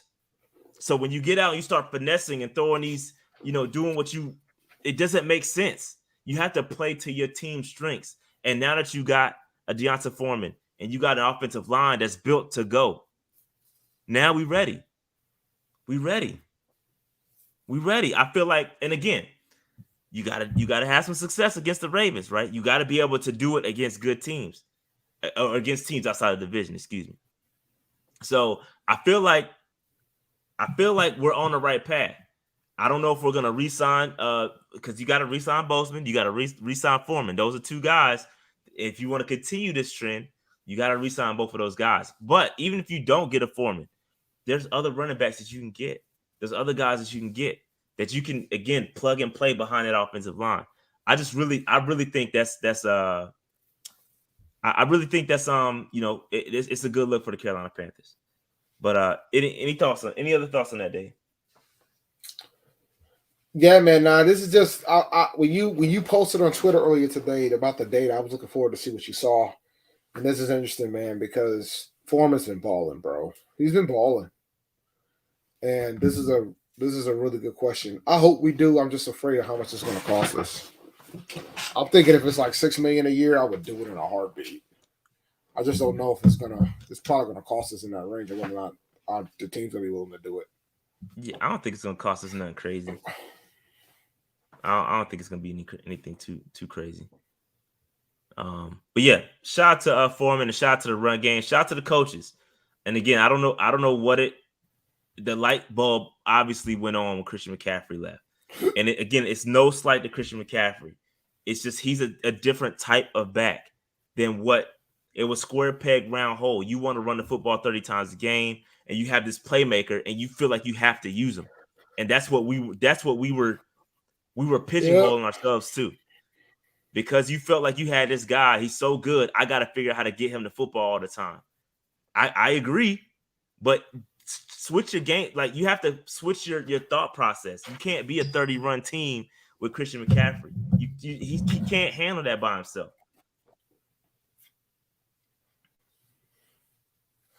Yeah, I agree. Shout out to Indy Heading again. He says, well, fellas, we graduated from RBU. Picture a team with a Mike Bass Knight and Tariq. As much as I love Tariq, if I can only have one, is Bass Knight, because you want to impose your will. Yep. Nah, it's true, man, because A&T's known as RBU. So, and we just got another initiate. Shout out to Tootin. He just became a new initiate of RBU. Tootin's a monster, bro. Yo, Tootin's a monster, bro. Yeah. And Tootin might take some Big South records with him when we leave the conference too. If he runs for 100 yards on Saturday, it'd be 10 straight. What noise? I try to tell you. Noise. Of course you don't. We hear it. I tried to tell you earlier. What? I'm done drinking my beer now, so you shouldn't hear no noise now unless there's something else going on. Now let me figure out what's going on. So I got these noise cancels, man. I don't hear nothing. Shout out to Eddie Pinero. He redeemed himself. He gets another stock up. Yeah, he survives, man. I know he claimed he didn't have a chance to show himself last week against the Bengals, so he kind of redeemed himself here. He claimed that's what we talking about right there. That noise, Dave. It's like you. With me moving my phone. Yeah, that. All right, I'll move it out the way. Sorry, my bad. I apologize. Let me see. Pinero. I'm trying to pull up Pinero's.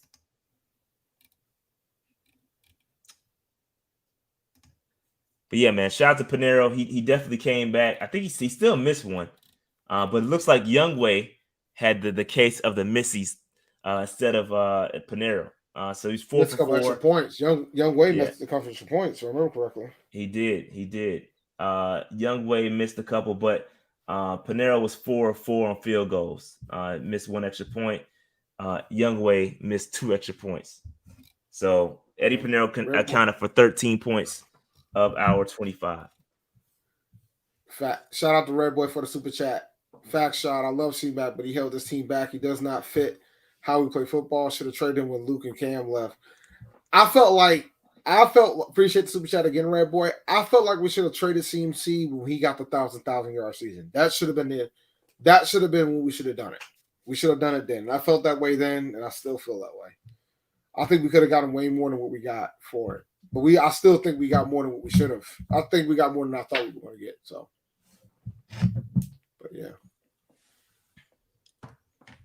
Yeah. Man, let me see. I'm trying to see the super chat. Make sure we didn't miss anything. Chenault, yo, man. Chenault be out here just balling, bro. That's what he does. Yes. Chenault had 2 carries, for 42 yards on the ground. He also added 3 receptions for 17 yards. This is where the McCaffrey production is getting replaced. They're giving it to him on these little swing passes. He's taking them and he's gone, yo. We've seen him break off 2 long runs, scoring long, and this is what the Jacksonville Jaguars wanted to see when they had him. He is like a running back. Once you get him the football, open space, he can move. And I like that we're finally getting him in getting him going, because I know he was dealing with some injuries, banged up a little bit. But I love what I see from Laviska Shenault, and hopefully moving forward, he will be a part of the offense. He's tough. He's a tough guy to bring down. His speed is deceptive, because he's again 2 long runs. Again, he had a 41-yard run in this game, and then prior to that, he had another long run. I love what I see out of Shenault, man, for real. Yeah, this is true. I agree with this. I would like to see him. Yeah, man. I would like to see him be a little bit more of the wide receiver, more routes downfield, just to see what he can do. But I'll take this too. Beggars really can't be choosers. I like how he's getting involved though. But I agree with you, Jared. I think we should get him going a little bit more in the passing game. You got to kind of throw the teams off a little bit. Once they see him in motion, it's kind of like, all right, this kid's getting the ball. So, and then some of those screen passes, they get stuffed. But yeah, man. Yep. Exactly what I saw. Yep. He's built like a tank, bro. Like, you see him coming across the middle, bro. You might want to duck. you might get hurt messing around. You can't juju him, bro. That's a big dude. Pause. But yeah, man. Shout out to Shenault, man. Shout out to Shenault. Dave, any thoughts on Shenault? My bad. I kind of man. I said P-show. They just use they use this sporadically. It'd be nice if he runs more routes. I agree with Jared with regards to that. He could definitely have more opportunities if they give it to him. Now, this guy, my all pro right here, man. He out here. He out here balling cats, bro.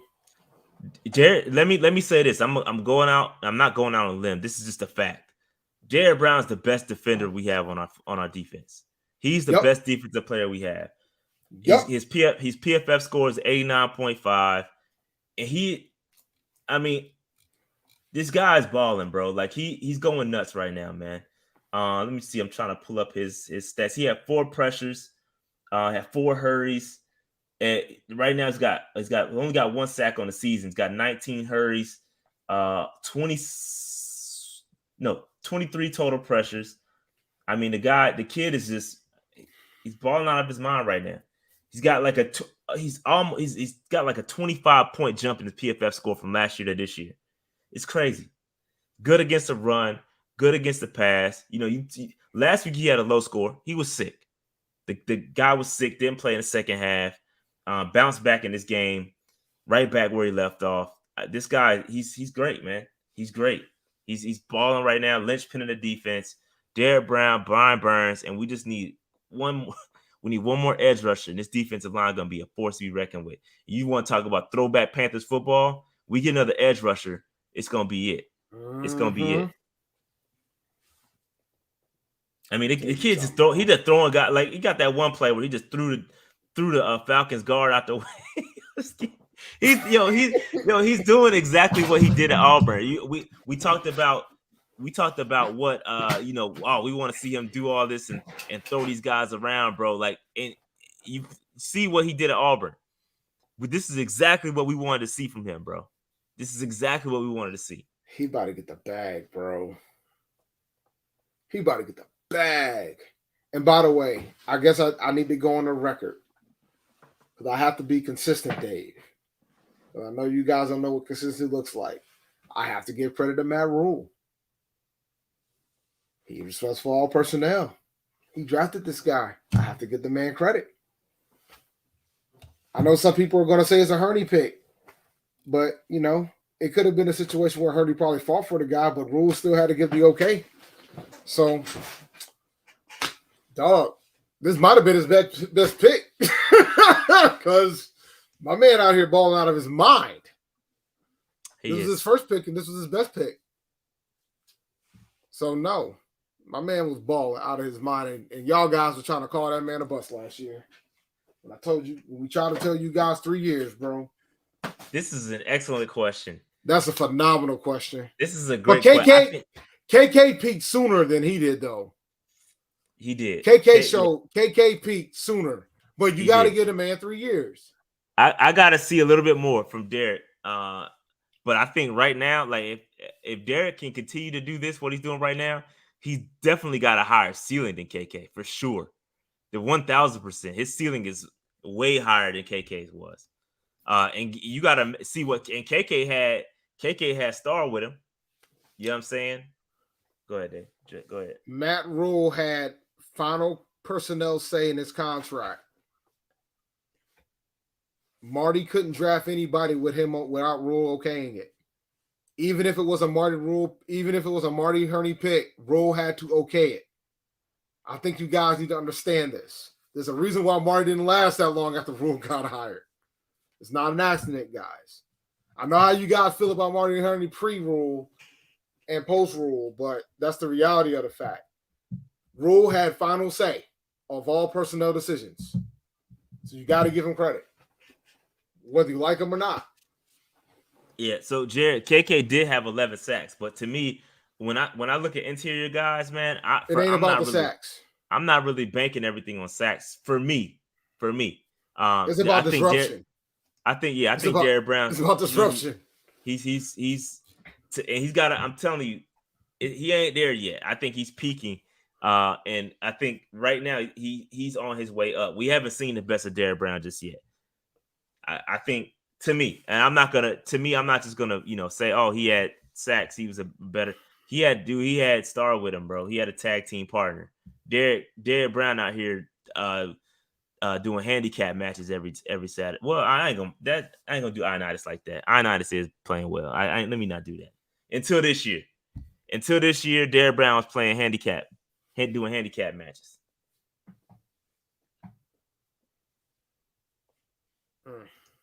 True. This is valid. This is valid. That's a fact.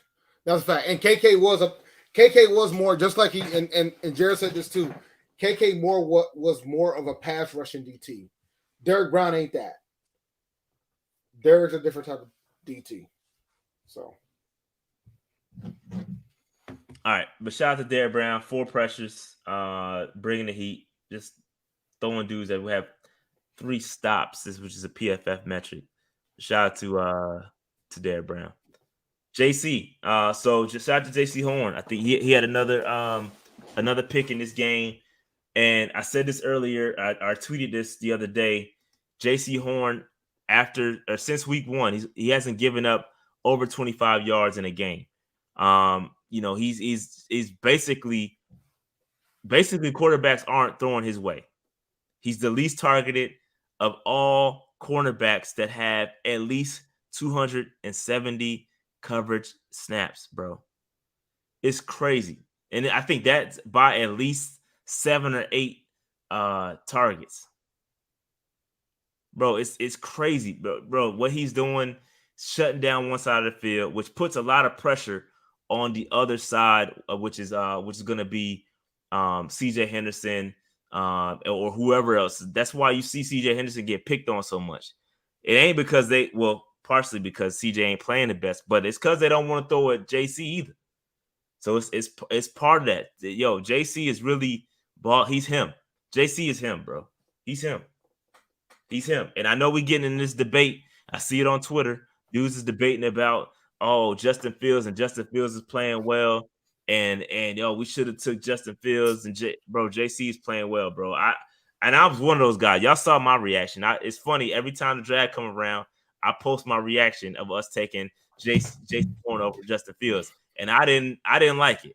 You did. I didn't like it. But I told you it was coming. I told you we were gonna take a corner. So, but I try to prepare y'all.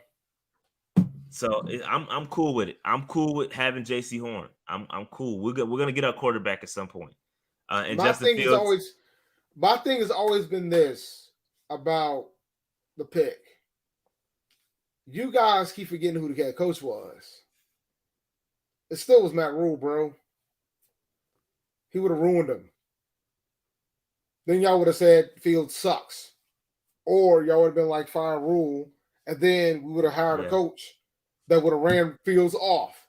Like, let's not be naive about how this shit would have fell. Yep.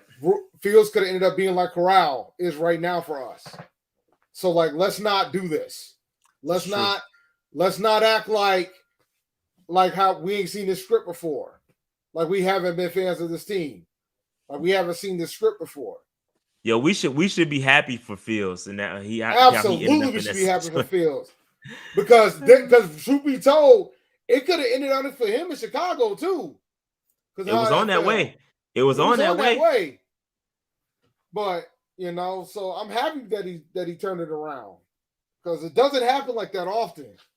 And the way shit was going here, bruh. Could you imagine Matt Rule trying to coach Justin Fields? Could you imagine? Like, could you imagine?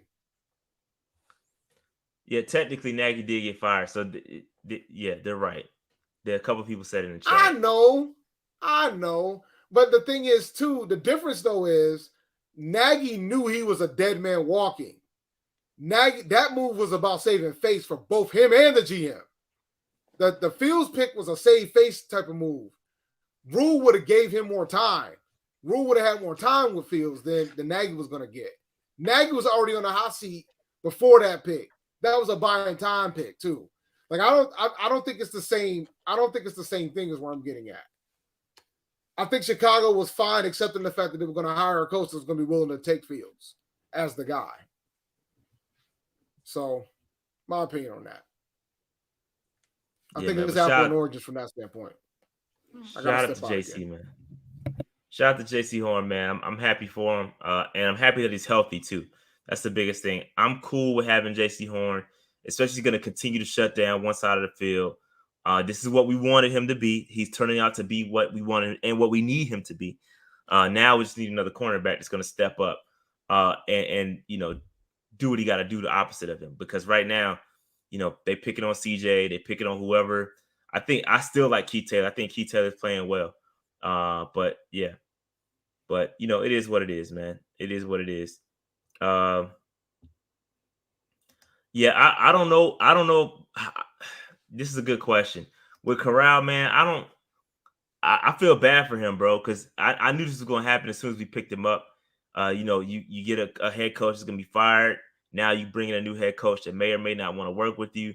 And he was taking the 3rd round, so it's not like Justin Fields, right? Justin Fields, first round pick where you pretty much, you got to work with this man.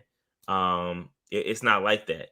Matt Corral, if we end up picking in the top 5 and one of those quarterbacks fall, strong chance we're gonna take him, and so he's gonna have to compete either way. So, and then coming off the injury, that Liz Frank ain't no joke, bro. I think it's gonna be tough for him. So I feel bad for Corral, man. I really do. I really feel bad for him because he had an opportunity. Corral's in a rough spot, but just remember, guys, just because you got drafted in the 1st round doesn't mean that you're gonna get a guaranteed opportunity to get an opportunity the following season. You can ask Josh Rosen about that shit. Matter of fact, you can ask Steve Wilkes about that. They drafted Josh Rosen, and he damn sure didn't see the light of day ever again after that 1st season. So it all depends on the situation at hand. I mean, things can change in an instant. So when you talk about, well, it happened with Matt Nagy, I mean, shit, our current interim head coach right now drafted Josh Rosen. He only got 1 season. He got fired. And then the new coach drafted Kyler Murray, and that was that. And that was a wrap, and it was over. So it all depends on the situation at hand. Yeah. So shout out to JC, man. Shout out to JC. All right. Who else I got? Linebackers. So shout out to the linebackers. The linebackers definitely responded. We killed them against the Bengals. But you know what's funny is that all the linebackers were the top defensive players according to PFF. Every line. So Shaq Thompson, Corey Littleton, Frankie Louvu, those 3 were the top highest scoring guys on PFF. All linebackers, right? So they stepped their game up. Again, we needed them to step up going against that good run offense from the Atlanta Falcons. And guess what? We're going to need them again going against the Ravens because it's going to be tough sledding. Them boys got to show up. So Shaq Thompson had an 85.3 score. Corey Littleton had an 83.3 score. And Frankie Louvu had a 77.3. Frankie Louvu had 2 sacks, 2 hurries, 4 total pressures. Corey Littleton had a pressure as well. Shaq had 7 tackles. I mean, they ball, bro. They ball. So we need them to be a little more consistent. But I got to give them props after they were on stock down last week. So way to bounce back for them fellas. Dave, any thoughts on that? Look, man, I gave the linebackers a lot of heat all year. I felt a certain type of way about the position. I felt a certain type of way about the fact that we haven't really had like a great linebacker this year. I mean, Shaq's played pretty well, but overall as a whole, we always would talk about how great of a middle linebacker we've had. We really haven't had one in a couple of years. So I got to give them props, man. They had a phenomenal game against Atlanta. I mean, I can't knock them this week. So we'll see what happens next week against Baltimore, and then we'll go from there. Yep. Shout out to linebackers. The rookie report. So Icky had 66 snaps, only gave up a hurry, although his score was a little low due to those penalties. Barno only had 2 snaps, and Marquand McCall has 6 snaps. Everybody else, again, Brandon Smith is still not getting any snaps, which is about what I said would happen, but still interesting to say the least, especially since our linebackers weren't playing that well. And I think Brandon Smith, if deployed in the right scenario, could get us some pass rush help. So I don't know. It'd be interesting to see if we can get Brandon Smith out there. And Barno, I know y'all screaming for Barno. I just don't think he's built properly for the game yet. I think he's got to add some weight. But I think he'll get there at some point. Hopefully he can he can put on weight in the offseason and develop into a pass rusher because we need him. I think he especially if you look at us potentially moving on from Yetur, let's say we don't extend Yetur, he's going to need to be that next guy to kind of fill in that rotation. So we're going to need him moving forward. So let's see. Any thoughts on the rookie report, Dave? I'm just happy Barno got some more play. McCall played well. He got 2 snaps, Dave. That ain't more play. That's better than normal. That's better than what we typically get. Shit. Nah, it's on par. Hashtag on par. Well, McCall got some love though. He only got 6 snaps too, but it is what it is, man. It is what it is. I mean, at some point it'd be nice to see K Mays get an opportunity, but I don't think that's going to happen this year. With how well the offensive line has been playing. Yeah, and we need K to be a rotation guy. So he's getting a jersey. He's active. That's a first step. And if needed, he'll probably go out there and play if he needs to. But shout out to K because I like him moving forward. Good rotation piece. All right, NFC South. So Dave, Steve Wilks has a win over each NFC South opponent. You know when the last time that happened, Dave? Super Bowl year. 2015 was the last time we had a win against every single NFC South opponent. Shout out to Steve Wilks, man. Shout out to Steve Wilks. The last time we did that was a 15-1 season. Think about that for a second, guys. Basically. Not a good look. And let me just say this too, because I think my next slide is So I gotta give a shout out. I got to give a shout out to Big Q, bro. First of all, Big Q, shout out to Big Q. He's a Saints potter, a part of our fam, our NFC South family. And I was on his live stream during the Raiders game. First of all, let me give him props because he calls an amazing game. Like if you ever watch Big Q call the game during his live stream, he does a fantastic job at calling those games. But Dave, after they lost, bro, I ain't never heard Big Q the way I heard him. He was on one, okay? He was livid. I would too if I lose to Josh McDaniels. Josh McDaniels just lost to Jeff Saturday. Bro, he was livid. Against the Steelers, my bad. It was against the Steelers. Okay. Steelers. Yeah. Steelers, my fault. It was the Steelers, my bad. Yeah, my bad. You're right. But he was pissed. They want, first of all, Saints want Dennis Allen out of here. Like they said, they don't want a Matt Rule situation. Look, I asked Q about it during the ground table. I said, bro, do you truly believe in Dennis Allen? I don't think you should.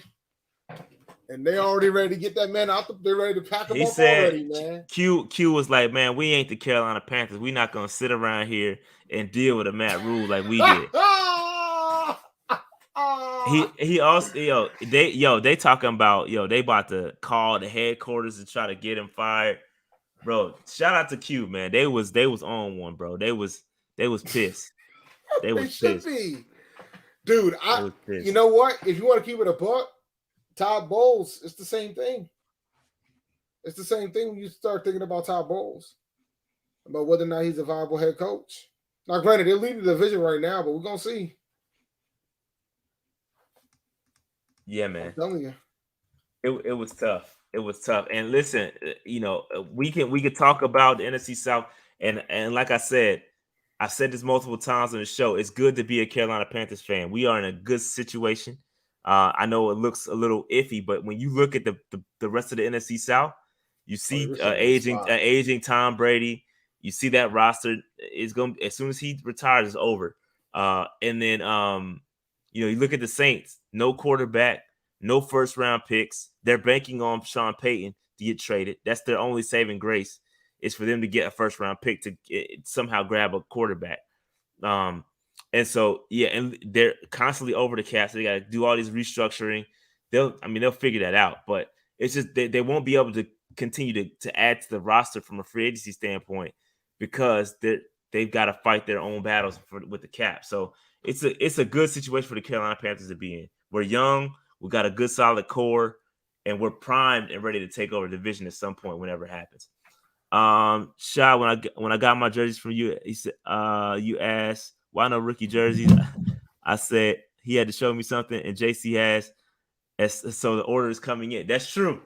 It's fact. Shout out to Ace. You don't get rookie jerseys until they show you something. Until you see. Until you show me what it is. That's hilarious, facts, yo. That's facts. That's facts. That's facts. Hilarious. I'm with that. So he got the JC incoming. I'm with you. That's hilarious. But yeah, man. But yeah, so shout out to the Saints. You know, they bring it in the rear. And they got a tough schedule. If you look at the Panthers and the rest of the remaining schedules, I think, you know, once you get past this game, once you get past the Ravens, Seattle's a little tough. The Broncos could be tough as well. Broncos defense is still legit.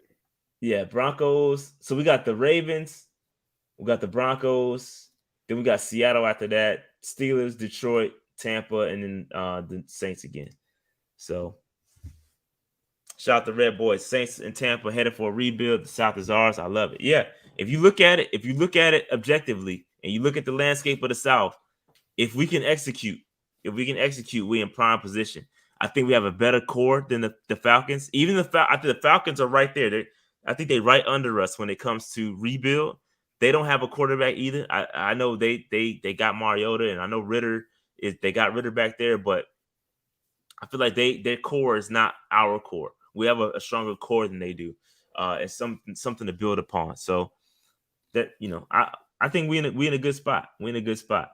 I do think this, but that doesn't mean he's gonna be good. I think you're right though. Ritter's gonna start before Corral, but he's not. I don't think he's gonna be good. Yeah, Seattle is tough. Seattle, there's no pushover, bro. They are tough. That's a tough game. It's gonna be a tough Seattle's game. legit, yo. And it's on the road. Yes, in Seattle too. That's gonna be a tough one. Yeah, Seattle's legit. All right. Tom fresh off his divorce, he about to go off. I think they might still win the South this year. The way they're playing right now, they got the run game going. So yeah, you're right. Tom could get it going. I still need him to retire though. But you know, he got at some point he got to hang it up. At some point he got to hang it up. Oh man, I can't believe we're 2 games out. We're 2 games out of the division. Dave, do you want to change your Wilkes on me? No. I'm just dude. I'm consistent, bro. I'm not staying. I gotta see what he does with a non-NFC South opponent. You did say that. I'm not changing my mind. I said my chin gonna stay on fire until I see him do something against a non-NFC South opponent. So we'll see what he does against Baltimore this week. Yep, you said that. All right. I move mine up a tad. He's in the yellow. You're better than me. I'm not moving shit up. Still in the yellow, man. He's still in the yellow for me. Now, if he beats Baltimore this week, I was gonna ask you where does he go? If he beats Baltimore, where does he go? If he beats Baltimore, I will put him in the yellow-green region. If he beats Baltimore this week, same. If he beats Baltimore, if he beats Baltimore, he's gonna jump up in the greenish, the lime green area. He'll be like right here, close to where his neck is. Pause. He'll be like in this region over here somewhere. So you can't see where my mouse is at, but I can't. I can see yours. I was like, if you raise it up, right raise here. it up, like a little bit higher, right about there. He'll be right around there. I don't know if everybody else can see it, but yeah, he'll be. Yeah, they can see. He'll be in the middle, so he'll be up there. All right, right now, Wilkes, man. My chin's on fire. Oh, I didn't update the draft order. My bad, but we're picking. We're number 3. We're number 3, guys. Yep, we're number 3. So even with us beating Atlanta, we're still number 3. So relax. Let us win in peace. And don't worry, your boy Baker's starting. So don't worry. And we moved up. We moved up too. We moved up. Even after a win, we moved up. Because you know it's a week to week league. I said it earlier on my draft today. It's a week to week league. You know that we're gonna move up and down. It's fun to track it, but that's what's killing us, Dave. That noise right there. I just moved my phone because my phone was on the desk. So when my phone drags, you get on. Yeah, that and you do it again. I did it because I knew what it was at that point. Because now I know what causes it. So once I figure out what it is, then I become annoying. That's a habit of mine. Yeah, it's terrible. But anyway, let me see. That's all I got. Now I don't think I'm gonna do it my draft. Y'all got my draft Monday today. I'm tired. I gotta go to bed. But yeah, man. It's almost 10:30. And Washington is out here dominating Philadelphia at this point, bro. Yo, Philadelphia might catch the fade tonight, bro. Ron Rivera gonna be out here cussing folks out at the press conference.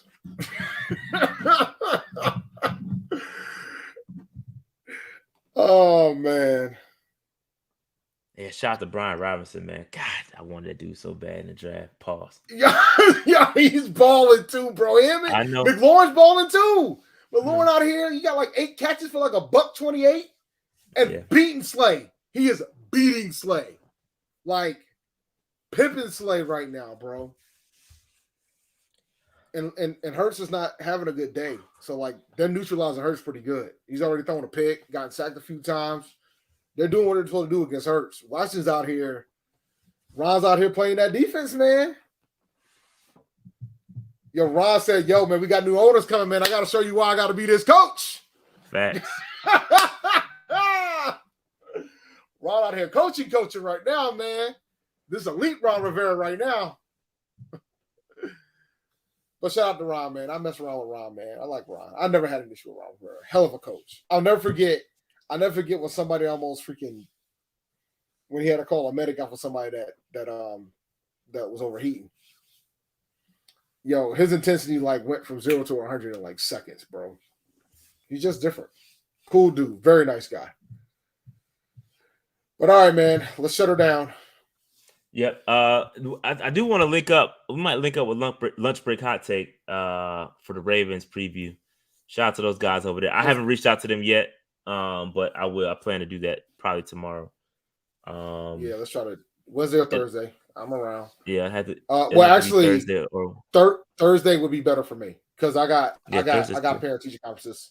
I got parent teacher conference on Wednesday, man. I gotta be a dad and shit on Wednesday, so I gotta. Thursday is good.